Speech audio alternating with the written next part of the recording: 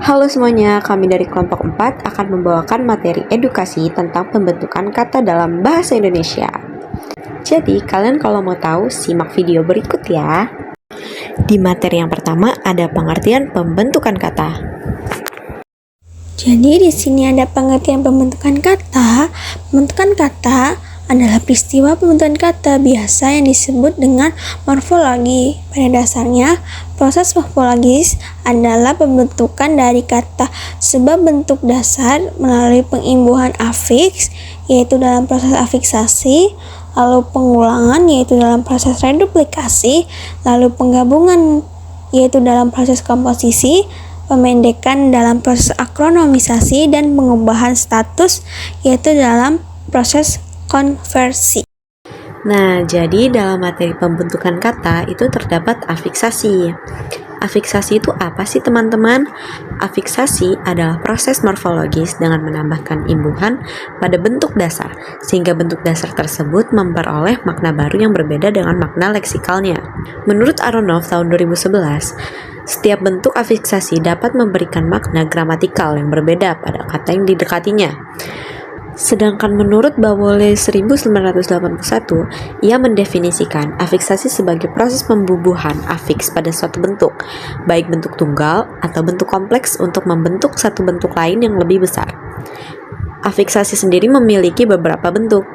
Nah, dari teman-teman semua tahu nggak nih apa aja tuh bentuk dari afiksasi? Jadi, beberapa bentuk afiksasi itu yang pertama ada prefiks atau awalan. Nah, prefiks itu sendiri adalah imbuhan yang ditempatkan di depan kata dasar. Contohnya seperti berjalan, berjalan, makan, memakan, dipukul, dipukul, terjatuh, terjatuh. Nah, prefiks ini bisa mengalami perubahan bentuk atau alomorf tergantung pada bunyi awal kata dasar. Misalnya, membaca, membaca, mengetik, mengetik, metarik, menarik. Lalu yang kedua ada sufiks atau akhiran. Jadi sufiks itu adalah imbuhan yang ditempatkan di akhir kata dasar. Contohnya seperti bacaan, bacaan, ajarkan, ajarkan, besar, besari, dan hormatku, hormatku. Sufiks sendiri dapat memengaruhi kelas kata seperti kata kerja atau kata benda. Lalu yang ketiga ada infiks atau sisipan. Jadi infiks itu adalah imbuhan yang disisipkan di tengah kata dasar. Lebih sering muncul dalam bentuk tradisional atau bahasa lisan. Contohnya seperti tambah tunjuk, telunjuk, getar, gemetar. Infiks sendiri jarang digunakan dalam bahasa Indonesia modern, lebih banyak ditemukan dalam bahasa daerah. Yang keempat ada konfiks atau gabungan awalan dan akhiran. Konfiks sendiri adalah afiks yang terdiri dari kombinasi awalan dan akhiran yang mengapit kata dasar. Contohnya seperti kebesaran, kebesaran, permainan, permainan, bekerjaan. Lalu yang kelima ada interfiks. Interfiks adalah penyisipan unsur penghubung di antara dua kata dasar atau suku kata untuk mempermudah pelafalan atau memperjelas hubungan makna tanpa mengubah arti dasar secara signifikan. Contohnya seperti selanjut, jadi selanjut. Lalu ada sambungan kata. Sambungan kata.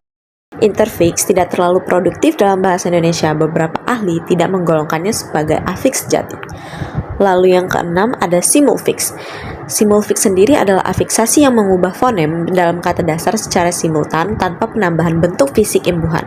Contohnya, kata lari menjadi berlari, menggabungkan awalan dengan perubahan bentuk.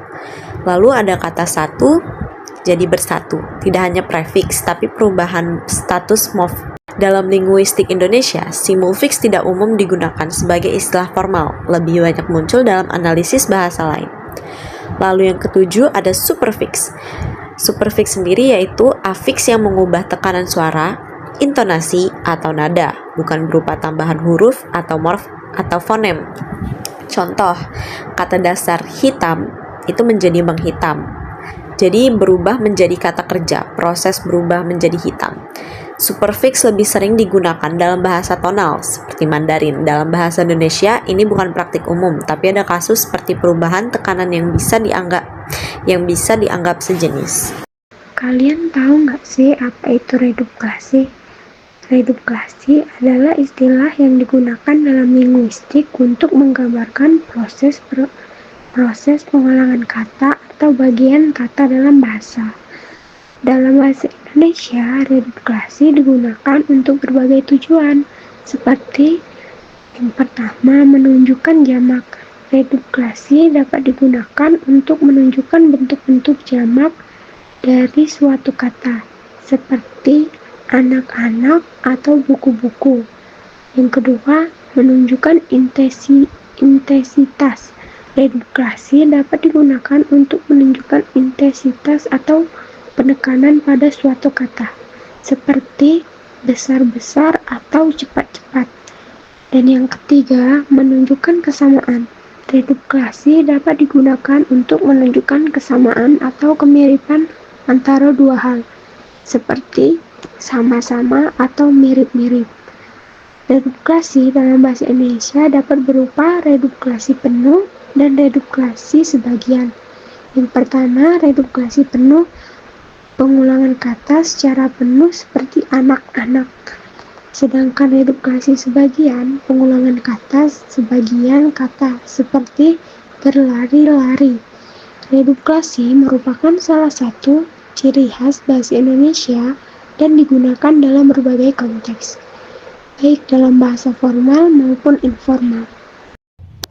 Komposisi dalam pembentukan kata adalah proses pembentukan kata baru dengan menggabungkan dua atau lebih morfem bebas atau kata dasar, sehingga menghasilkan makna baru. Ini adalah salah satu bentuk proses morfologis dalam bahasa Indonesia. Jenis-jenis komposisi itu ada komposisi setara, yaitu gabungan dua kata yang masing-masing memiliki makna dan kedudukannya sejajar. Contoh, rumah tangga, surat kabar, harta benda.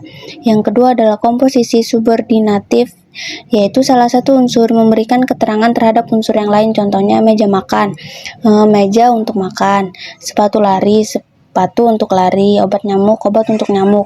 Kemudian ada komposisi idiomatik, gabungan kata yang maknanya tidak dapat ditafsirkan dari makna unsur pembentukannya secara langsung atau idiom. Contohnya tuh kambing hitam, orang yang disalahkan, meja hijau, pengadilan, terus buah tangan, oleh-oleh.